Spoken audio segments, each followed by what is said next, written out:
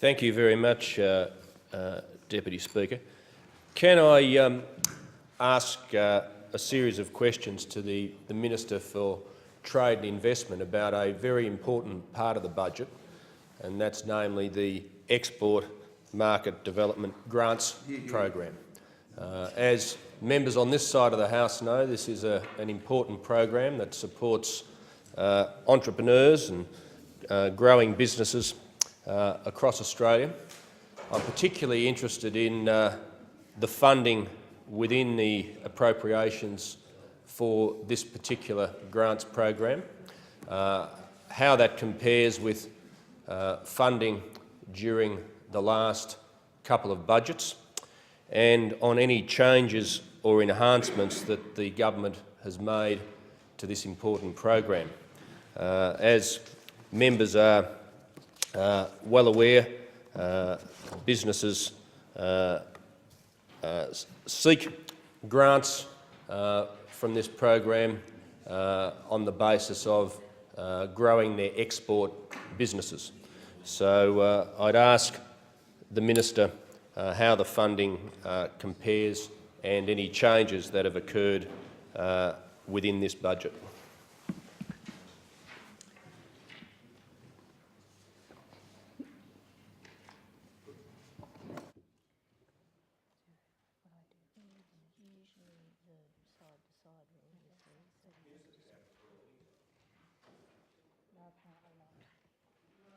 So,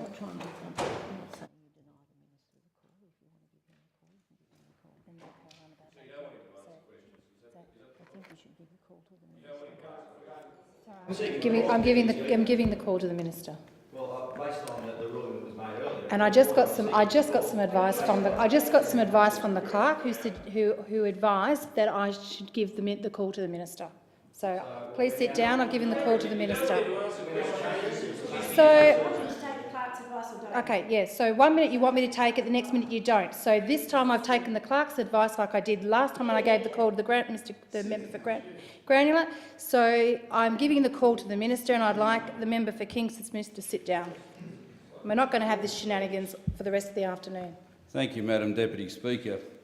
I do thank the member for Casey for his question. I suppose one of the most successful business programs over a long period of time has been the Export Market Development Grant.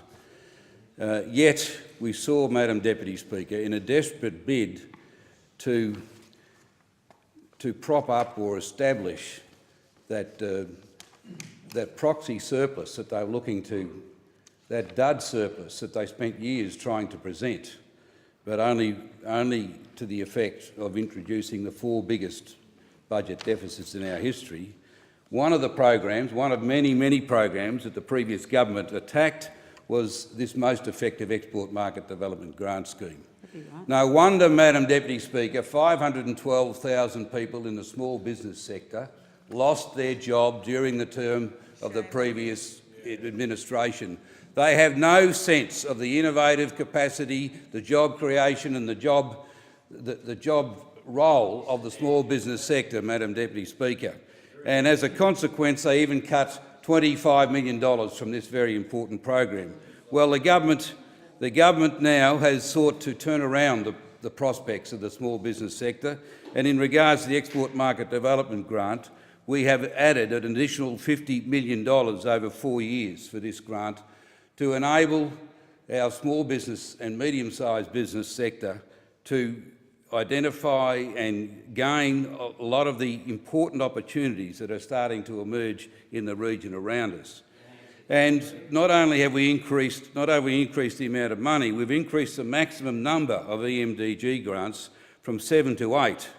And this will, in many ways, provide significant benefits. We've reduced the eligible expenditure threshold from $20,000 to $15,000. And we've reduced the current $5,000 deduction from the applicant's provisional grant to $2,500. And all of this will enable quicker payment of EMD grants in years of low scheme demand or where additional funding is provided. Madam Deputy Speaker, this is a comprehensive program at a time when we are desperately looking to have a government live within its means. But there's two ways of doing that. You cut spending that's excessive, but you also grow the economy at the same time. A big part of growing the economy is breathing life back into our small business sector. This is one of the programs that gives the confidence and the opportunity to the small business sector to contribute in the way in which they can and they should and they must. And I'm very pleased to announce and support this government's initiative.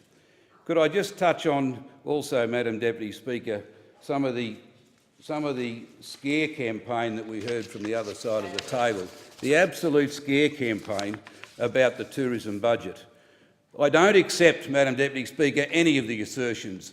The Shadow Minister opposite went through a whole series of falsehoods, The tourism sector has overwhelmingly accepted this. We are, as a government, we are backing our strengths by putting tourism. Do we need to be interrupted in the way in which we are, Madam Deputy Speaker? Do we need it? I'll get to Cadbury. Ask me again. Cadbury was announced. It is a very strong tourism proposal. It's being worked through with Austrade. It's been worked through the implementation. Are you listening? You want to listen to the answer? Or do you just want to continue a scare campaign, falsehoods? Do you want to keep running down the tourism sector as you have continually since you've taken the office as Shadow Minister for Tourism? Where are you? I'll tell you what we're not going to do.